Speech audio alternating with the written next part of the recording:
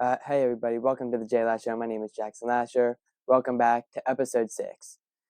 2 months ago, I talked about the Eagles and I talked about their state. I said it was okay, but now I can confidently say that they are probably one of the best teams in the NFL as of right now. Nick Sirianni, he's actually a really good head coach right now, probably one of the best, better than Andy Reid because he's old, but whatever. We beat the Cowboys, who are now they're just a sloppy team. I thought it was going to be an actual ball game because their decent defense was supposed to be better because Micah Parsons was supposed to come in and help Dallas defense a little bit, but Eagles offense just absolutely mowed over them and just they outscored them 41-7. I thought it was going to be a close ball game. Like what is this? But the Eagles defense is probably one of the best in the league at this point. They are like they got to be like number 1 at this point. Last year, they were like last. It's called the Vic Fangio effect. It's incredible, and I'm glad they brought him in because now we're just stomping on every team that we see at this point besides Washington. So we at least clinched the division, but we might have to play Washington for the first game in the NFL playoffs as of right now. So I don't think that's going to be fun, but I think we'll at least have home field advantage for some of it. So, and like I said, Nick Sirianni is a good coach. Jalen Hurts is out for concussion protocol, and it's not really pleasant. So, whatever. We got Kenny Pickett, who also was our second string, our backup. He also got injured, so we were on to our third string, Tanner McKee.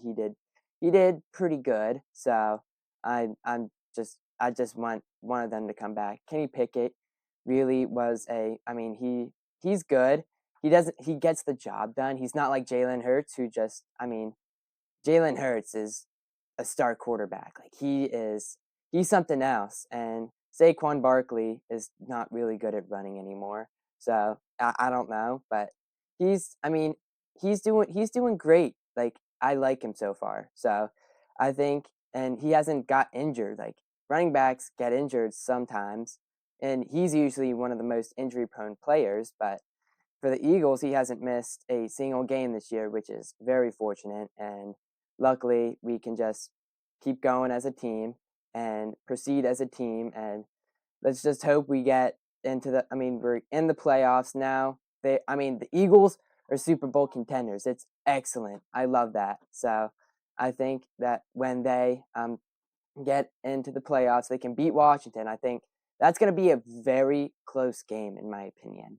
I think that they're going to have to really play hard. Commanders' defense is playing strong. They were able to shut down the Eagles' offense when they played them, but that was because the Eagles weren't at home. So it's just really unfortunate that the Eagles lost that game because it's unfortunate like that. So I'm bringing in my guest, Jake Gawthorpe, today, and I'm just going to ask him a few questions about the Eagles. All right, how you guys doing? How you guys doing? All right, first question. Do you think the Dallas defense was tough, like people say that the Dallas defense was going to be? Absolutely not. I mean, we put 41 points against them. I think AJ Brown had one or two touchdowns with a couple yards. Even though Saquon Barkley didn't have any touchdowns, he still had about 140, 160 yards that game. And we had a second string and a third string quarterback in, and we still won by 41. So I don't think Dallas' defense was too much of a worry for us. Yeah, that's about it for Dallas defense. Yeah, so like I said about Washington, their defense was pretty tough when we played them, and we absolutely got shut down. So what do you think is going to happen when we play them in the playoffs to get to the Super Bowl? You know, Washington is definitely a tough team. They're definitely not a team to, you look and go, oh, it's just Washington. It's definitely someone that you gotta, look over the plays and, just know what you're about to go into before you actually, play them. J- I think we probably would have won that game with Jalen Hurts in. Uh, but again, Washington is always a pretty tough team. They're a playoff team. I think they got around 11 wins right now. And yeah, I mean, I'm confident that the Eagles got Washington, but definitely not a team to, you know, just forget about. All right. So I said about the Eagles defense last year that now Vic Fangio performed some stuff on the Eagles defense, and now they're one of the best defenses in the league. How do you think that was able to happen?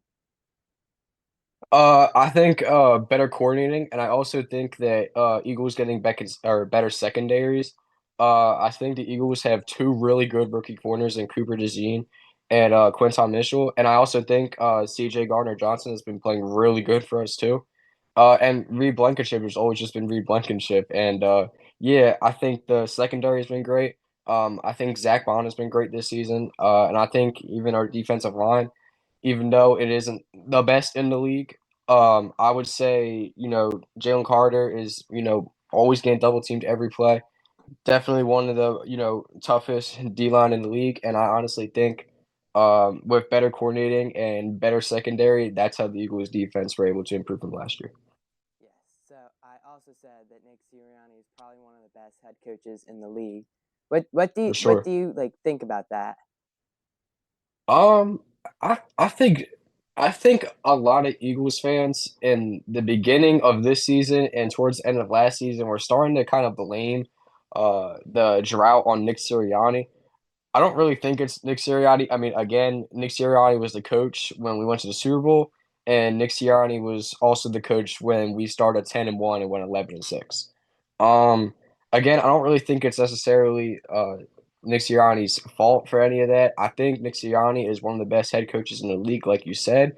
Again, there are a lot of great coaches in the league too that just happen to be on not so good teams. For example, the Giants. I would say the Giants have a really good head coach.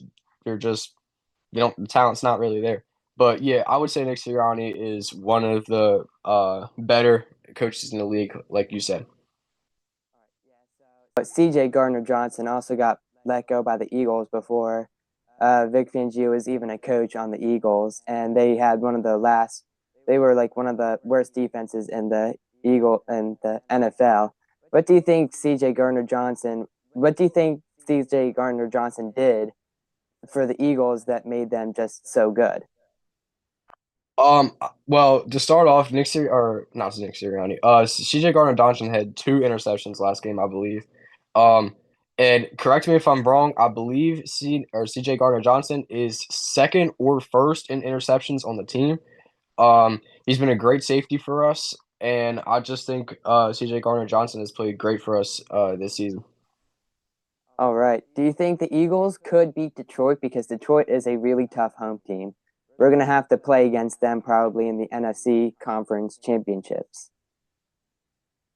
Listen, Detroit is definitely a tough team. They're definitely one of the scarier teams in the league. They're one of those teams that you go, "Oh, I gotta play Detroit. Oh, I gotta play Buffalo. Oh, I gotta play the Bike." They're definitely a very tough team. However, though, I still think the Eagles overall have a better roster than the Lions. However, the Lions also do have, I think, like 22 or 23 players on the injury list right now. I mean, the Lions just keep getting nerfed as the season goes, especially with losing their defensive edge and losing David Montgomery. But I still think the Eagles will be able to pull off a win against the Lions, but definitely a scary one. And it's honestly pretty possible that Detroit could beat the Eagles in the NFC Championship game. All right. Thank you for joining me. Thank you for answering the questions. Of course, Jackson. Thank you for having me on. Of course. All right. So now moving on to the Philadelphia Flyers. The Flyers haven't really changed, which it's not bad. Yeah, like I said, they're on a rebuild. I said that multiple times because they are. But Travis Konechny has played 600 games for the Flyers officially, 600 career games, and Bobby Brink with 100 career games. So those are big milestones for the Philadelphia Flyers. So speaking of that, Noah Cates is probably one of the hottest Flyers players right now because he's managing to score like goals every game, which is really good. Like they need the goals right now. So but they did lose to LA last night, 4-5. So I'm not really disappointed by that. Yes, I am disappointed the Philly team lost, but I'm not really into hockey anyways because it's really not that. I mean, it's just whatever. hockey's kind of a sport for Canada, if you ask me. But I think the Flyers, I think they do have a good chance to to jump back and to play better than ever. But that's probably not going to be for another 2 or 3 years. Yeah, they lost the game, even though Michkov and Tyson Forrester and Scott Laughton scored a goal. Those are the three big Flyers as of right now. They still lost, which playing in LA is tough. The time change is it's especially rough. I don't really like the time change. It's just time change is rough. It'll get you jet lag. So especially it's just not great. So speaking of the Flyers, John Tortorella, he's an okay coach. So I think that if he gets a little bit better coaching, that he can probably roll as a coach, but not as of right now. Just it's not his turn yet to be like the best coach. So I think that if the Flyers get rolling, I think their O line and their D line are going to be pretty good. Their O line is looking pretty good so far with Cates, Michkov, and Forrester. I just think that they just need to get some more young people on the roster. Their goalie, Samuel Harrison, he's not doing good, but he has a good win to loss ratio. He has like 8 wins so far this season, which might sound good, but his goalkeeping it's not good. It's sloppy. So it's not looking the best, but it's whatever. You just gotta let that go. You gotta get new goalies and you gotta get all that stuff. But the Philly hockey team, I think, is going to improve over the next few years, and I think that Flyers, they're going to become a great potential. They're going to be a playoff contender, but I just don't see it in them right now. But so, what do you guys think of the Flyers? Just let us know in the comments what their state in the playoffs right now is. I think that the Flyers, I think, are better than Pittsburgh. Pittsburgh's not doing great this year, so I think that they just need to I think for the cross-state rivalry, I think that the Flyers are doing better. But the Pittsburgh did beat them when they played their first game, so I'm not really happy about that either. But they got 4 games. Winning one isn't the worst, but it could be better. So, you know, so that's pretty much it for the Flyers. Not really anything going on with them. So now moving on to the 76ers. They have their new $1.3 billion arena uh it just got accepted by the city council, which is I think it's good, but some of the Chinatown companies don't think so because they think it's going to run them out of business. I don't think so. I think it'll actually bring more business to other companies around Chinatown because they're bringing in more people, which will then flourish the businesses in Chinatown. I don't know why they're complaining about that, but guess it's being built in the fashion district, which I think is part of it's in Chinatown. I'm pretty sure, so I don't think Chinatown's really happy about that either. So whatever. But Tyrese Maxey, he's been playing really good for the Sixers. 26 points per game, and he just scored 32 points for Boston and 33 points for the Utah Jazz. Now, I'm impressed if they beat Boston. They were the reigning NBA champions. So I think that now that they beat them, I think that they're in a really good position to I think they're coming back. I think they're like 13 or 17 or something like that, 12 and 17, 13 or 17, you know. I think that they have a chance to come back and really be dominant.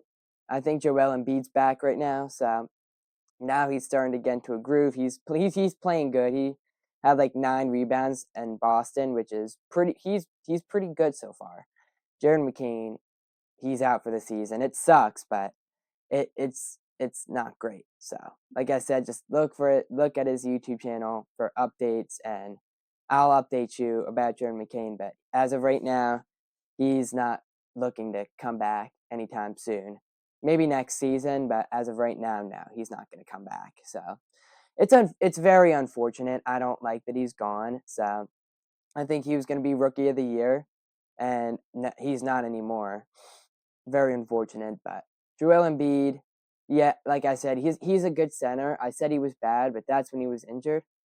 I think now he's starting to turn into a really, really dominant and center and starting to like compete with Jokic and people like that. But I think Jokic is still better than Embiid because Jokic doesn't manage to really get injured as much as he does. But he's a lazy basketball player that scores like triple doubles all the time. So I'm not really I'm not really complaining about that either. But I just wish we had Jokic. But so yeah, like I said, Tyrese Maxey, he's scoring 26 points per game. He's doing pretty good. And I think that when they win, I think when he wins, everybody wins. He's really good. I have him on my fantasy team. He is so clutch. He scores like 50 scores like 50 fantasy points every single time I have him in my lineup. It's so good. But I think him being injured is actually crucial for the 76ers like lineup because he's probably one of the best on there. So I think that they need to just keep him going, keep him healthy, and just keep him in the game. And yeah, just keep him in the game at like appropriate times and not let him get injured. So now we're moving on to the Phillies. Nothing really going on with them. Not much for me to report on. They have been making acquisitions ever since, so I'm not really complaining about that. They just need more in the pitching and batting lineup, if you ask me. More in the pitching than batting. They already got a good batting lineup, but soon these players are going to start getting old. They did add Max Kepler, who I told you guys about a few episodes ago, but I think that was a good center field acquisition from the Twins. I think that they just need to play hard. The preseason is going to start in like 80 days or something like that. It's not soon, but it's going to start soon enough in like March and April and all that. So I'm really looking forward to the Phillies playing. Probably one of my favorite teams. The MLB is one of my favorite leagues in sports, and I'm really, really looking forward to playing, like just watching them in America's pastime. Now, we're moving on to the Penn State Nittany Lions. Let's go. So now, moving on to the Nittany Lions, I think that they're going to win against Boise State tomorrow. I think that they're going to be excellent team coming in. I think that they could use little help from the offense. Quarterback's not backing down. He's not going to play soft. Why would he play soft? He's not the best in the league. I think he's doing pretty good. So, as of right now, I think Penn State's going to win. It's going to be a tough game. Boise State's going to be in a neutral game, not at Beaver Stadium, which is unfortunate. They would have won. They would have won if it was at Beaver Stadium, but very unfortunate.